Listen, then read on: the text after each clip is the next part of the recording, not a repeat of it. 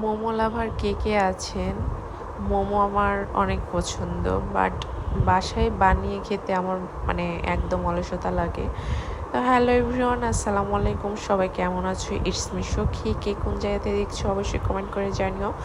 তো আমি চলে গেছিলাম মোমো খাওয়ার জন্য। তো এখানে নতুন হচ্ছে, ওনারা নতুন দিয়েছে, দোকানটা নতুন করেছে। দেন হচ্ছে এখানে মোমো দেখছিলাম, আর মোমোর সাথে অনেক কিছু মানে এখানে অনেক আইটেম পাওয়া যায়। এটা যেটা চুলাতে হচ্ছে মোমোটা করছিল, তো ওনাদেরকে জিজ্ঞেস করলাম যে ভাইয়া এটা তো নতুন দেখলাম, তো এটার নাম কি?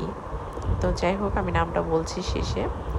তো মোমো লাভার কে কে আছো? মোমো খুব পছন্দ। এখানে হচ্ছে মোমো একটু প্রাইস বেশি নিয়েছে অন্যান্য তুলনায়। যেমন ভদ্রা লেকের ওখানে মোমোটা অনেক টেস্ট আছে, অনেক ভালো লাগতো খেতে।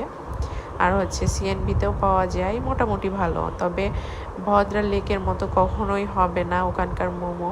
অনেক অনেক মজা, অনেক ভালো, এবং ওখানকার সস যেটা মিউনিস দেয় ওইটাও অনেক সুন্দর খেতে। এখানে মোমোর কোয়ান্টিটি হিসাবে একটু দামটা বেশি নিয়েছে। এটা ছিল 120 টাকা।